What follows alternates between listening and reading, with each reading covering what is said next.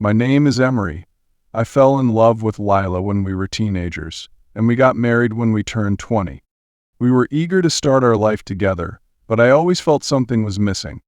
I dropped out of college to work and support my young wife, but I couldn't shake off the thought of not finishing my degree. So I decided to go back to school part-time and complete what I had started. We were thrilled to learn we were expecting a child, but with a baby on the way, I felt even more pressure to finish my degree. I wanted to give my family the best future. Our son Max was born just as I started my last year of college. My schedule was packed. I worked as a stock clerk from 3 a.m. to 7 a.m., and then had a full-time job at the police department from 8 a.m. to 5 p.m. My classes were on Tuesday evenings from 5:30 p.m. to 10 p.m., and on Saturdays from 8 a.m. to 2 p.m. Despite the challenges, I was determined to keep going. Lila worked as a nurse's aide, usually from 8 a.m. to 3 p.m. Luckily, my mother lived just 10 minutes away, so Max was well taken care of. It was a tough time, but we supported each other. Still, the weekend before things got rough. Lila was upset because I wouldn't take a break from studying to spend time with her and Max. She started criticizing my commitments at work and school, which strained our relationship. We hadn't been close in 2 months, and on that Monday evening, everything boiled over. I was busy fact-checking a research paper due the next evening when she started picking fights. Frustrated, I snapped at her to stop acting like a child. Her response took me by surprise. She looked me straight in the eye and said she hated me and was in love with someone else. I was shocked, and we ended up arguing for hours. Finally, Lila admitted she was having an emotional affair with a janitor at hospital. It all started with friendly compliments and lunch dates, but it quickly escalated. She had been talking bad about me and even kissing this guy behind my back. I was devastated by the truth that my world had fallen apart. I couldn't understand how the woman I loved could betray me like this. It felt like my whole life had been a lie. So I decided to leave. I grabbed my suitcase and walked into the living room, passing her without a word. She kept asking where I was going, mocking me with questions like if I was going back to my mom. I set my suitcase down in the driveway, went back inside, and took her purse. I handed it to her and told her to leave. She was shocked and wouldn't go, so I gently picked her up and carried her out to the car. She was too stunned to fight back. I went back inside and locked the door. She tried to get back in, but I held the deadbolt firmly. Eventually, she left to stay with her parents, telling them we were separating but not the real reason. That night felt never-ending, and I had to call both my jobs to say I had a family emergency and wouldn't be in the next day. I eventually fell asleep from exhaustion. I woke up at 7 this morning, my mind already racing with how to keep my distance from my soon-to-be ex-wife. Things between us had been getting worse, and I knew I needed to act quickly before it got any messier. I called my mom to see if she could watch our son for the day, but she sounded concerned about why he wasn't with us. After dropping him off at my mom's, I headed straight to the office of Mr. Douglas, a lawyer and family friend. He knew my dad well, so I trusted him. I explained what was going on and asked for help with filing for divorce as soon as possible. Mr. Douglas listened and suggested I take some time to think, but I was firm. I wanted those divorce papers done today. He agreed to help and said he would have everything ready by the end of the day. As I left his office, I felt a wave of relief. I was finally taking charge of my life and making the choices I needed. I knew it wouldn't be easy, but I was determined to move forward. I went to work, then returned home to shower and have breakfast with my son and sister. Later that day, Lila called, looking to sort out weekend plans for our son. She was angry and confrontational, demanding to take him for the weekend. I said no and suggested we meet on Sunday at a local park. Lila hung up on me. I went to the police department, but I couldn't shake off the uneasy feelings from my talk with Lila. So I decided to take action and filed for divorce at the clerk's office. Later that day, a colleague told me the divorce papers were ready to be served to Lila at her job. I called a deputy I knew and asked him to deliver the papers to her at work, and he agreed to do it the next day. After our call, Lila went back to work and ran into her janitor, who chatted with her all day.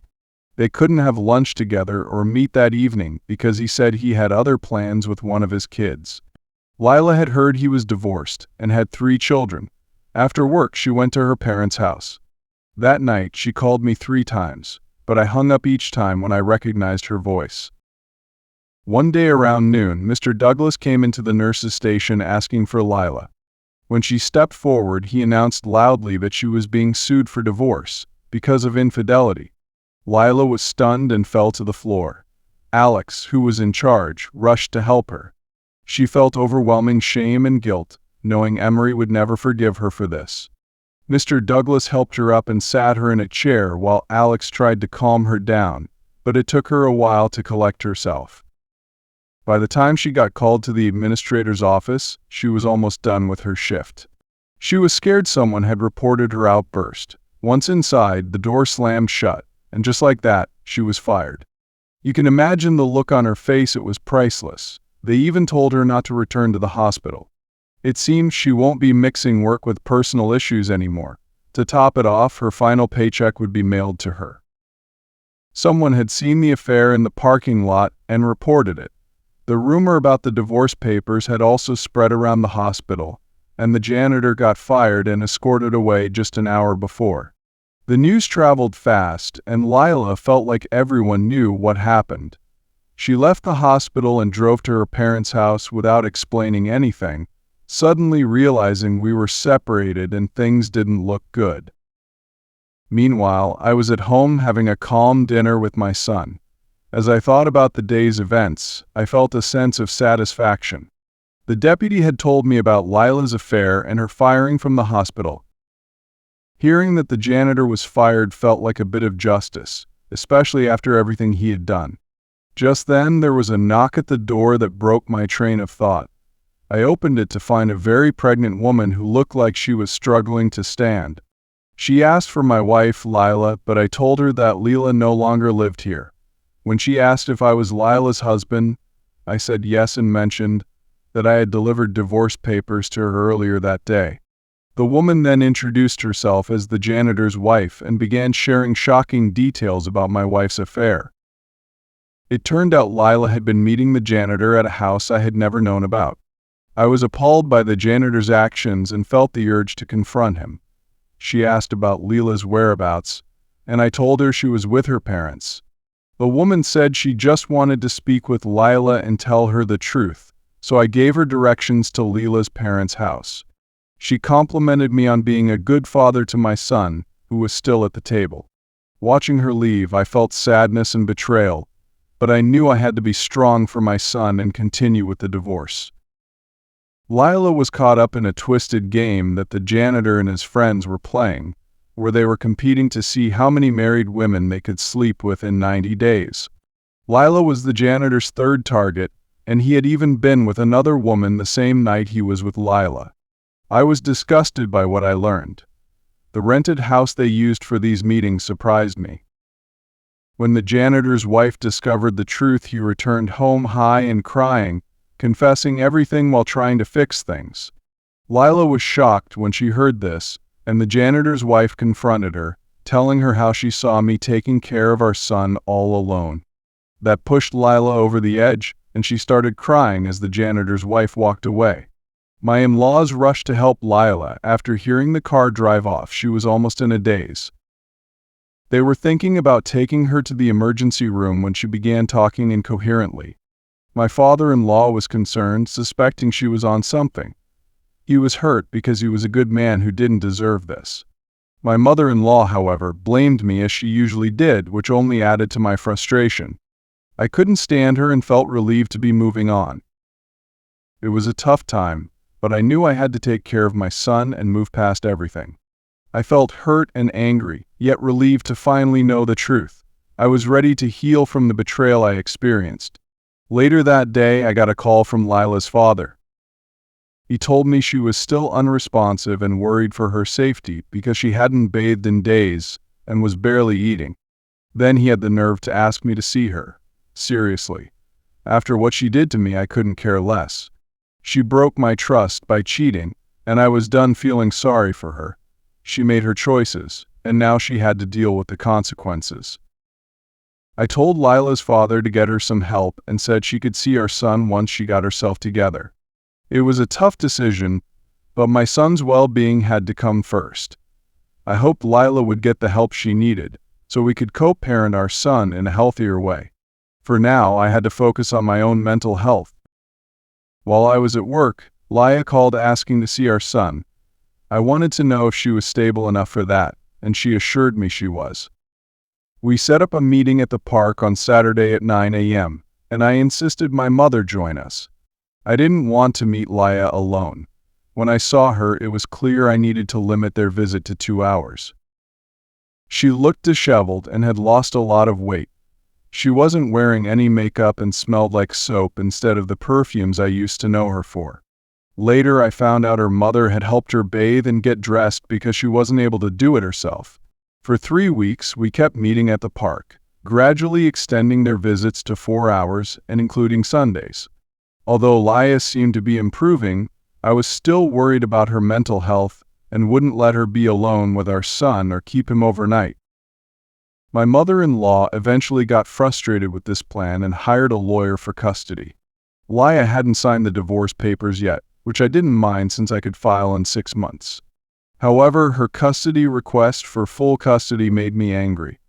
I had told her father I would be open to shared custody, but Lila's mother completely rejected that. So I decided to go for full custody, citing Lila's mental struggles.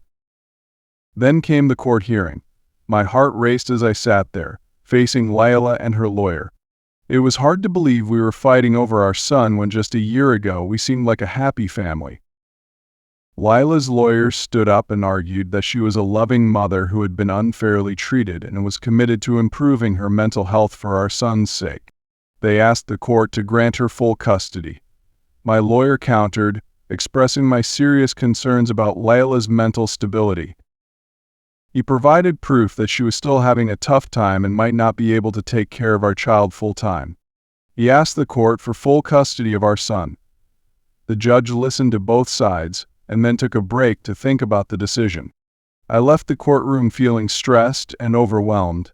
As I leaned against the wall, trying to catch my breath, Lila's father came up to me. He had been supportive since the divorce, so I appreciated his presence. "Can we talk?" he asked. I nodded, and we stepped outside.